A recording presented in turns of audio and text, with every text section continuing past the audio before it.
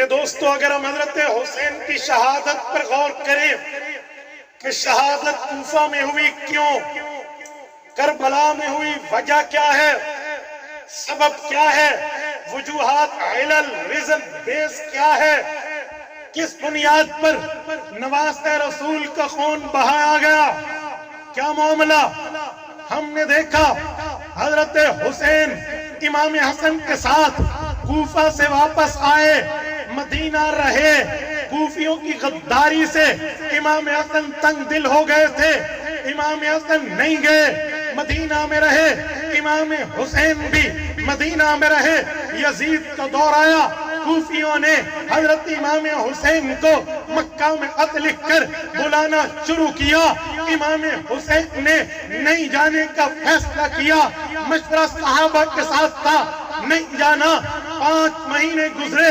شعبان، رمضان، شوال، ذوالقعدہ، ذوالحجہ، 5 مہینوں تک کوفیوں کے 18,000 خطوط حضرت حسین تک آئے، حسین آئیے، قیادت کیجئے، دین سمجھائیے، سنت سمجھائیے، مذہب سمجھائیے۔ حضرت حسین جانے والے نہیں تھے، کوفی غدار ہیں، میرے ابا کے ساتھ کیا کیا، میرے بھائیوں کے ساتھ کیا کیا، میں نہیں جاتا۔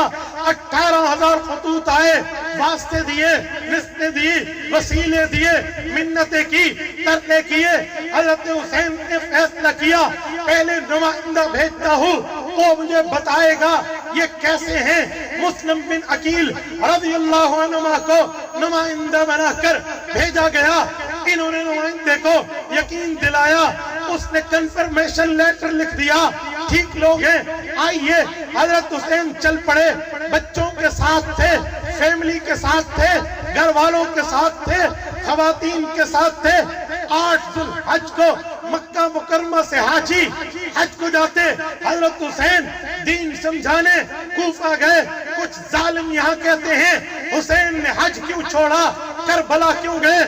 میں نے کہا ظالم، تیرے اوپر میرے اوپر ہو سکتا ہے حج فرض ہو، حسین نے اس سے پہلے 25 حج پیدل کیے تھے، اس پہ حج فرض نہیں تھا، حج نفل تھا، نفل چھوڑ دینا گناہ نہیں ہوتا، حسین نے نفل چھوڑا ہے، تو نے اعتراض کیوں کیا؟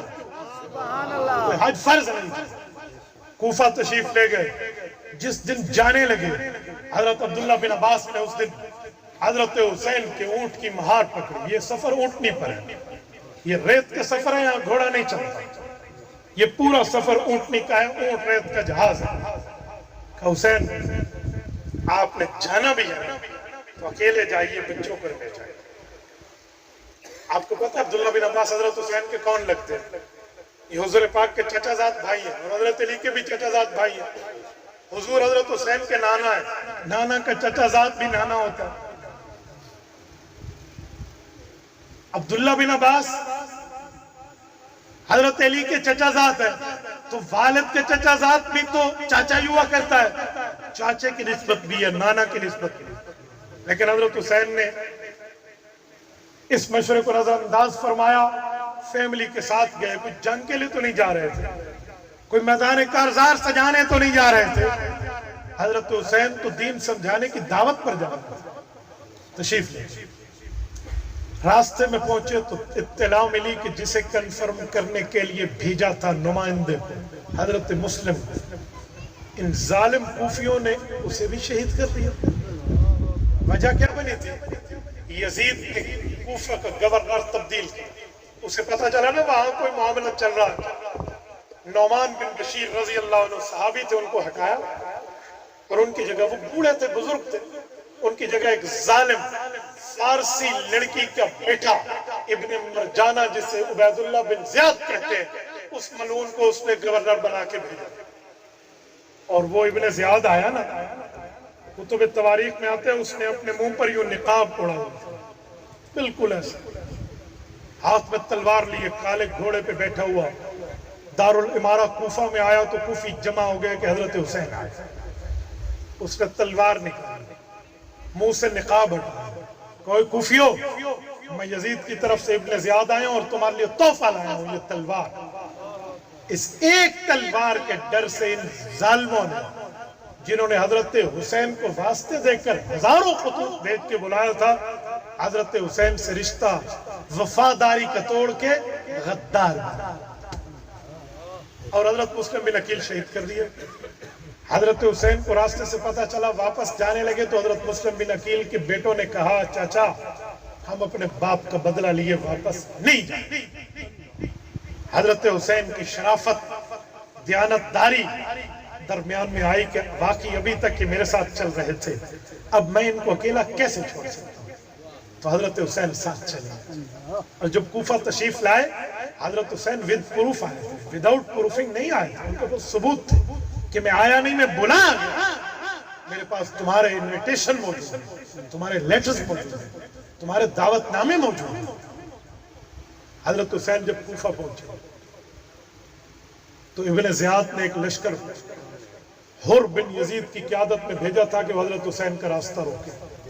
حر طبعی طور پہ شریف قسم کا آدمی تھا، اس کی طبیعت میں زیادہ حرامی پنا نہیں تھا، شرارت نہیں تھی، تو حر نے حضرت حسین کا راستہ روکا۔ توجہ رکھنا، میں ایک علمی نقطہ سمجھانے لگا ہوں اور یزیدیوں کے ایک پراپیگنڈے کا جواب دینے لگا۔ اس نے راستہ روکا، کہاں جا رہے ہیں؟ حضرت حسین نے فرمایا میں تو کوفہ جا رہا ہوں۔ کہا کوفہ کوفیوں کے پاس نہیں، ابن زیاد کے پاس جائیے اور بیعت کرنے جائیے۔ فرمایا میں نے یزید کی بیعت نہیں کی، ابن زیاد کیا ہے؟ حضرت حسین یزید کی بیعت نہیں کرنے والے، ابن زیاد کیا ہے؟ تو اس نے کہا اچھا اگر آپ کوفہ نہیں جائیں گے تو آپ واپس بھی نہیں جائیں گے، کسی تیسرے راستے پہ چلیں، میں ابن زیاد کو خط لکھتا ہوں، وہ جواب دے گا پھر فیصلہ کریں گے۔ کہا ٹھیک ہے تم اسے خط لکھو اور اسے بتاؤ کہ میں بلایا۔ اتنے میں کسی تیسرے راستے پہ چلے جو جاتے جاتے کربلا پہ آئے۔ یہاں یزیدی ایک پروپیگنڈا کرتے ہیں، پتہ کیا کرتے ہیں؟ لوگوں کو بیوقوف بنانے کا، جن کا مطالعہ نہیں ہوتا، اسٹڈی نہیں ہوتی نا کربلا پہ، انہیں کہتے ہیں دیکھو حضرت حسین تو شام کے راستے پہ جا رہے تھے اور یہ راستہ یزید کے دربار میں جاتا ہے، تو حضرت حسین تو یزید کی بیعت کرنے جا رہے تھے، دیکھ لو حسین اور یزید ایک ہیں۔ ایسے خام خواہ سے لوگوں نے میں لڑایا ہوا ہے۔ میں کہتا ہوں ظالمو جھوٹ کیوں بولتے ہو؟ یہ راستہ حضرت حسین نے بائی چانس اختیار کیا یا بائی چائس اختیار کیا؟ تمہیں اتنا نہیں پتا، تو معاہدہ ہوا کہ جب تک جواب نہیں آتا اس راستے پہ چلیں گے۔ یزید کے پاس حضرت حسین نہیں جا رہے تھے۔ شرم کرو، تمہاری اب بھی یزید کے ساتھ محبتیں ہیں، تو میں دعا کرتا ہوں تمہیں رب یزید کا قیامت میں ساتھ دے، ہمیں حسین کا ساتھ۔ جب بھی کسی یزیدی کو میں نے کہا نا کہ جھولیاں چاہتے دعا کر، تیدا حشر یزید تے شمر نل تھیوے، میدا حسن حسین نل تھیوے، آمین نہیں آتے، جرت ہے تو آمین کیا؟ تو ابن زیاد کی طرف سے خط نہیں آیا، اس نے کہا حر تو بڑا عجیب آدمی نکلا، اس نے عمر بن سعد کی قیادت میں کچھ 10,000، ایک روایت میں 3,000 کا لشکر بھیجا اور یہ آئے اور حضرت حسین کا راستہ روکے، اور حضرت حسین کے ساتھ آ کر ان لوگوں نے پتہ نہیں کیا سے کیا باتیں کی، قافلے پڑاؤ میں آ گئے۔ حضرت حسین نے فرمایا میں آیا نہیں ہوں، میں یہ ان خطوط کی بنیاد پہ آیا ہوں، یہ وجہ، اور پھر میرے نمائندے کو تم نے شہید کیا، مجھے اس کا قصاص چاہیے۔ جب یہ بات چلی اور پوری ترتیب اور خطوط دکھائے تو شروع میں عمر بن سعد بھی ٹھنڈا پڑ گیا۔ 2-4 دن اور گزر گئے، ابن زیاد نے پھر پوچھا کیا بنا؟ کہ جی ابھی تک انہوں نے کوئی لڑائی نہیں کی۔ تو اس کے دربار میں ایک ظالم بیٹھا تھا، شمر، اس نے ابن زیاد نے کہا کہ اگر ہم تمہیں بصرہ کا گورنر بنائے تو تو جائے گا؟ اس نے کہا بالکل میں مقابلے میں جاؤں گا، لیکن میری ذہن میں ایک ترکیب آ رہی ہے اگر تم وہ مانو۔ ابن زیاد نے کہا کیا؟ سنو سنو۔ شمر کہنے لگا میری معلومات میں ہے کہ حسین اکیلا نہیں ہے، اس کے ساتھ چند حضرت علی کے بھائی، حضرت علی کے بیٹے اور بھی ہیں، اور ان میں میری قوم کے 3 بھانجے ہیں۔ حضرت علی المرتضیٰ کی ایک بیوی ہے فاطمہ الکلابیہ، حضرت فاطمہ الزہرا کے علاوہ ہے، ان کا لقب ہے ام البنین۔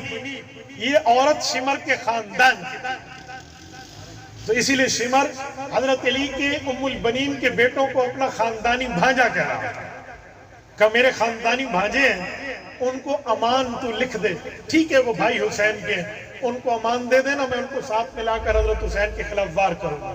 شمر نے امان لکھ دیا، اور وہ بھائی کون ہے؟ آج شمر کا نام لیا جاتا ہے، امان بھی بتائی جاتی ہے، لیکن بھائیوں کا نام نہیں بتایا۔ کیونکہ حضرت علی کی باقی بیٹوں کا نام لینا تو جھوٹا مذہب پھر بھی ذبح ہو جائے، کیونکہ حضرت علی کے 9 بیٹے میدان کربلا میں ہیں۔ ابو بکر ابن علی، عمر ابن علی، عثمان ابن علی، عباس ابن علی، عبداللہ ابن علی، جعفر ابن علی، عبید اللہ ابن علی، اللہ اکبر، حسین ابن علی، میرے دوستو حیرت، اور محمد الاوسط ابن علی، 9 ہے۔ یہ بتاتے ہیں نا تو کام خراب ہوتا ہے، لیکن اسی لیے ظالموں نے بھی نہیں بتایا، اور میرا خطیب بھی پتہ نہیں ستو پی کے نہیں بتایا، ہمیں بھی تو بتانا چاہیے۔ توجہ رکھو، شمر آیا اور آ کے کہتا ہے کہ میرے بھانجو تمہیں انعام میں امان ہے، آؤ حسین کے خلاف وعدہ معاف گواہ بن جاؤ۔ اور یہ تینوں بھائی خط کو لے کر شمر کے منہ پہ خط مارتے اور کہتے ہیں ظالم تیری قسمت میں غداری ہے، ہم اپنے بھائی حسین پہ اپنی جان قربان کرنا سعادت۔ اور پھر شمر کے آنے کے بعد پانی بھی بند ہوتا ہے، قتال بھی ہوتا ہے، لڑائی بھی ہوتی ہے۔ اور اس موقع پہ حر نے جب دیکھا، پہلے کمانڈر جو آیا تھا، اس نے کوئی ظالموں ابن زیاد ابن مرجانہ کی وجہ سے تم ابن فاطمہ رضی اللہ عنہ کو قتل کر رہے ہو، کوئی اس کو اور اس میں ہم مجھ جیسے بندے کو شریک کرو گے۔ اس نے اپنے گھوڑے کو ایڑ لگائی اور فوراً حضرت حسین کے پاس آیا اور آ کر کہا میں معافی مانگتا ہوں، میں نے شروع میں آپ کو روکا تھا، مجھے نہیں پتا تھا یہ جہنمی اور ظالم آپ کے ساتھ غداری کر کے آپ کے خون کے پیاسے ہو جائیں گے، کہ میں معافی مانگتا ہوں، اور جب تک زندہ ہوں آپ کی حفاظت کروں گا، میرے خون کا آخری قطرہ بھی حسین کا محافظ ہے۔ اور شمر کا نام تاریخ میں اور حر کا نام تاریخ میں امر، اس نے جان قربان کیا۔ شاید اس کے مغالطے کا یہی کفارہ کافی ہو جائے گا کل قیامت میں اللہ کے دربار۔ اس کے بعد تو یہ تاریخ کا ظلم دہرایا گیا۔ اگر اللہ کی قسم میں اس باب کو شروع کروں، علماء جانتے ہیں مجموع الزوائد کی 2 جلد میں مسند الحسین اٹھائیے، 88 روایات امام ابن حجر حیثمی المکی المتوفى 808 ہجری میں جو ذکر فرمائی ہے نا واقعہ کربلا کے حوالے سے، مزید روایات بھی، خدا کی قسم اس مجمع میں کوئی آنکھ نہ ہو جس کے داڑھی تک آنسو نہ ہو۔ تاریخ کا وہ ظلم تھا، جو ضبط کے بندھن ٹوٹے، اگر آسمان کی آنکھوں میں خون کے آنسو ہو تو وہ خون کے آنسو ہو۔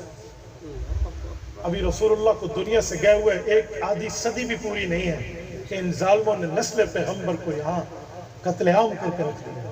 اور یہ وہی ظالم ہے جو کل حضرت علی کے خلاف تھے، یہ وہی ظالم ہے جو کل حضرت حسن کی صلح حضرت معاویہ کے خلاف تھے، یہ وہی ظالم ہے جو بدلہ حضرت حسین سے ہے۔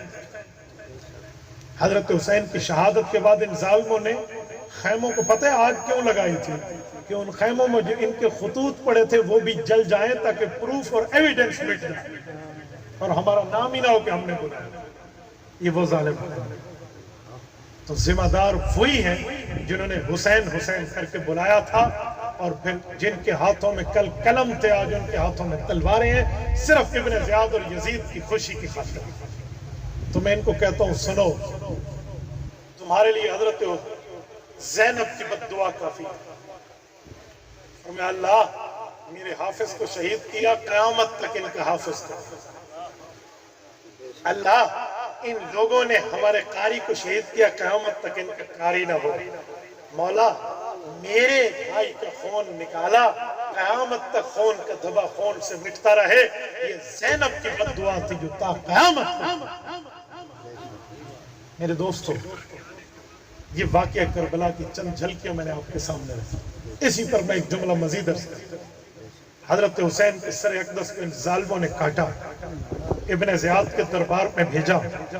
ابن زیاد نے تشت پہ رکھ کے ایک چھڑی سے حضرت حسین کے ہونٹ کی طرف اشارہ کیا اور یوں بات کرنے لگا حضرت حسین کے حسن پر، تعریف ہی کر رہا تھا، لیکن چھڑی جب قریب ہونٹوں کے کی تو ایک صحابی انتہائی بوڑھے، ان کے ہاتھوں میں لرزہ ہے، انہوں نے کہا ارفع قضیبک یا ظالم وَلَقَدْ رَأَيْتُ رسول اللہ صلی اللہ علیہ وسلم یلازمہ۔ کہ ابن زیاد ابھی تک تیری دل کی آگ اور بغض کی آگ ٹھنڈی نہیں ہوئی، تو اس ہونٹوں پہ چھڑی مار رہا ہے۔ ان ہونٹوں کو چومتے رسول اللہ کو میں نے اپنی آنکھوں سے دیکھا۔ اور پھر یہ سر اقدس یزید کے دربار میں بھجوایا گیا۔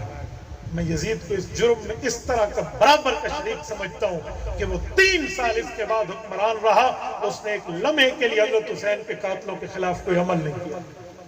آپ یہ نہ سمجھے میرا کوئی یزید کے ساتھ تعلق، وہ چاہتا تو بہت کچھ کر سکتا تھا پر اس نے نہیں کیا۔ اسی وجہ سے صحابہ کرام نے یزید کی بیعت توڑ دی تھی۔ ظالم صحابہ کی بیعت تو بتاتے ہیں آج ہم، لیکن صحابہ کا بیعت توڑنا نہیں بتاتے کہ حضرت حسین کی شہادت کے بعد اہل مدینہ نے بیعت توڑ دی۔ صحیح بخاری جلدوں میں۔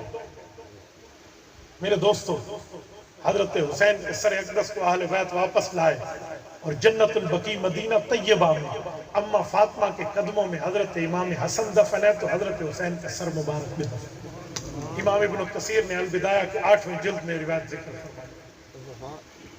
اور حضرت حسین کے جسم مبارک کو وہیں کربلا میں چھوڑ آئے تھے، تو کربلا کے ساتھ ایک بستی ہے اہل غامریہ، غامریہ کے لوگ آئے اور انہوں نے وہاں قبریں بھی بنائی، تدفین بھی کی اور جنازہ بھی کی۔ حضرت حسین کا جنازہ اہل غامریہ نے پڑھا، جسم کا جنازہ وہاں پڑھا گیا، سر کا جنازہ مدینہ طیبہ پڑھا گیا۔ رب کریم ان کی تربت اقدس پہ، شہدائے کربلا کی قبور پہ کروڑوں اربوں کھربوں رحمت نازل فرمائے۔ اور یہ یاد رکھیں، آزادی حیات کا اگر سرمدی اصول لینا ہے تو شہادت حسین سے لیجئے کہ شہادت حسین کا اعلان ہے کہ کٹ جائے چڑھ جائے کٹ کے سر تیرا نیزوں کی نوک پر، لیکن یزیدیوں کی اطاعت نہ کر قبول۔ اقول قولی ھذا واستغفر اللہ وآخر دعوانا ان الحمد للہ رب العالمین۔